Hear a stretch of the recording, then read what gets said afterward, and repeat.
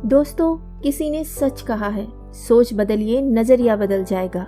नजरिया बदला तो जिंदगी बदल जाएगी। मैं हूं आपकी दोस्त ज्योति। आपका स्वागत है मेरे चैनल एम्पावर द लाइफ में। आज की कहानी का शीर्षक है दिखावा। एक राजा के दरबार में एक बुद्धिमान मंत्री था जिसके पास हर समस्या का हल था। राजा अपने इस मंत्री से बिना पूछे कोई भी बड़ा फैसला नहीं लेता था। इस मंत्री से राज दरबार के अन्य लोग जलन रखते थे।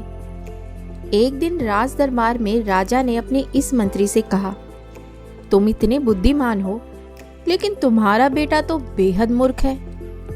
राजा की ये बात मंत्री को अच्छी नहीं लगी और मंत्री ने राजा से पूछा, महाराज, आप ऐसा क्यों बोल रहे हैं? आखिर आपको ऐसा क्यों लगता है कि मेरा बेटा मूर्ख है? राजा ने कहा, मैं रोज सुबह जब जनता से मिलने के लिए जाता हूँ तो वहाँ पर तुम्हारा बेटा भी होता है और मैं रोज तुम्हारे बेटे से यह पूछता हूँ कि सोना और चांदी में से कौन सी चीज सबसे ज्यादा कीमती है। तुम्हारा बेटा हर बार चांदी ही कहता है। राजा की ये बात सुनकर दरबार में मौजूद लोग मंत्री पर हंसने लगे और मंत्री को बहुत बुरा लगा।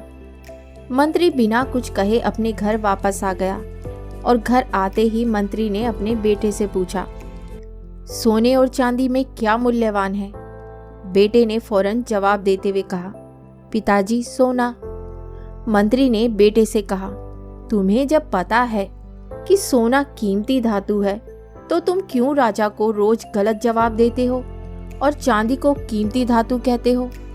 बेटे ने कहा, पिताजी, राजा रोज सुबह बाजार में आकर प्रजा से मिलते हैं और रोज मुझे बुलाकर मेरे सामने 2 सिक्के रखते हैं, जिनमें से एक चांदी का होता है और एक सोने का।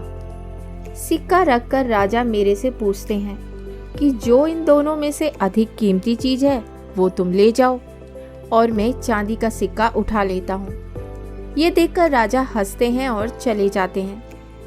मंत्री ने अपने बेटे से पूछा, तो तुम क्यों रोज चांदी का सिक्का उठा लेते हो? अब पूरा दरबार मेरा मजाक उड़ा रहा है। मंत्री की बात सुन बेटा उन्हें अपने कमरे में ले गया और वहां पर उसने एक पेटी खोली।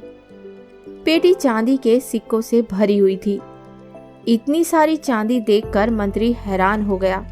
बेटे ने कहा, पिताजी, जो सिक्के राजा मुझे देते हैं ये सब वही हैं। जिस दिन मैंने राजा को सही उत्तर दे दिया, राजा मुझसे ये सवाल पूछना बंद कर देंगे और मुझे रोज एक सिक्का मिलना बंद हो जाएगा। ऐसा होने से मेरा नुकसान होगा। अगले दिन मंत्री ने अपने बेटे की चतुराई राजा को बताई और राजा मंत्री के बेटे की चालाकी से बेहद ही प्रभावित हुआ। तो दोस्तों, इस कहानी से हमें यह सीख मिलती है कि हमें कभी अपनी काबिलियत का दिखावा नहीं करना चाहिए। समय आने पर अपने आप ही सबको पता चल जाता है कि आप कितने काबिल हैं। उम्मीद करती हूँ आपको कहानी पसंद आई होगी। तो बहुत जल्द मिलती हूँ एक कहानी और नई सोच के साथ। तब तक हंसते रहिए, मुस्कुराते रहिए और अपना ख्याल रखिए।